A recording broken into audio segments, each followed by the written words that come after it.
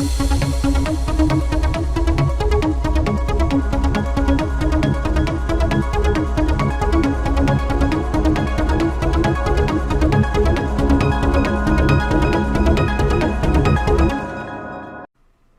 I'm TJPJ Music, and I'm going to be doing a tutorial on a sort of progressive trance pluck using Massive. So basically, we're going to start up, open Massive up, wherever that is. There we go, Massive. We are going to link it to a channel here. And now, basic sound of Massive, you've probably heard it before. Now, we don't actually want that sound. We're going to start with a new sound. And new sound will affect a bunch of stuff here. And we're going to turn the intensity on that one right back up. For some reason it starts a little low, like right over there. We want it all the way up. So we would play it now. Basic saw wave. So we're going to work with the voicing first. We're going to set the maximum to 64. And the it says unisono. It's basically unison. Up to 6, 7, or 8. Then we play it. You get that sound. It's louder, basically. We also want to turn on these two oscillators. Again, far louder. Turn the master down to compensate. We're also going to turn the pitch cutoff on and set it to about right here. And we're going to turn the pan position right over to here. So that's going to be our sound before we apply the pluck, pretty much. We're going to, in order to make a pluck, we're going to add a low pass 4 filter. We're going to turn the resonance all the way down to 0, and the cutoff to about here. If we turn the resonance back up, we don't actually want that. So the resonance is all the way down to 0. The resonance is just going to amplify, like boost the volume of the cutoff. We don't want that. So next we're going to work with an envelope. I'm going to use envelope 1, and we're going to bring the attack up to about vertical right there.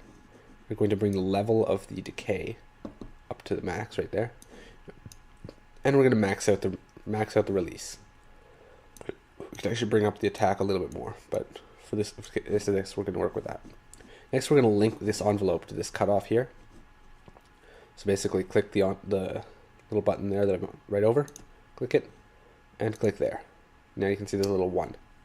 We want this to actually do something, because right now it doesn't do anything. So we're going to drag this down. We can drag it up and it'll go the other way, but we're going to drag it down.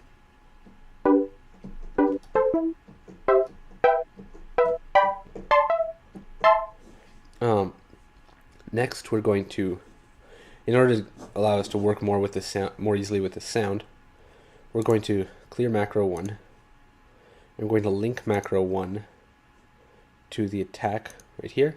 I'm going to max it out. And we're going to link it to the second thing in this cutoff, and we're going to max that out that way as well. By dragging up, basically. So now when we play it, it still sounds the same.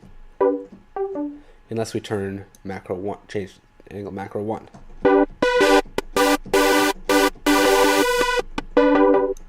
Next we're just going to do a little bit of EQing. So we go over this EQ and drop the low shelf a bit.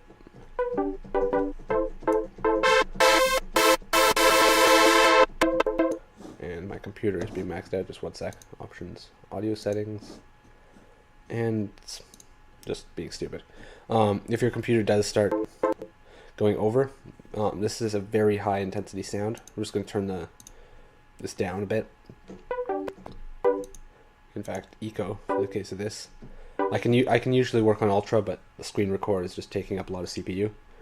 But yeah, it's just a massive amount of sound going on. If we go to the voicing, we've got just 3 notes. We're going all the way up to 24 voices, and it's having to mix all those voices and generate them as well. So yeah. When you actually go to render the sound, you'll want to put this here up to ultra, but you don't have to do that for when you're working with the sound. It'll drop your CPU usage drastically. You can see it only goes up to a few percent here, like 50 to 70 right now. And if I set it to ultra, it's max. It's going max right up to 100%. Try to get the highest one you can work with. For me right now, that's eco, but normally it's ultra. Anyways, yeah, just fiddle around with it until you get it what you need to be. And yeah, hope that was helpful, and peace out.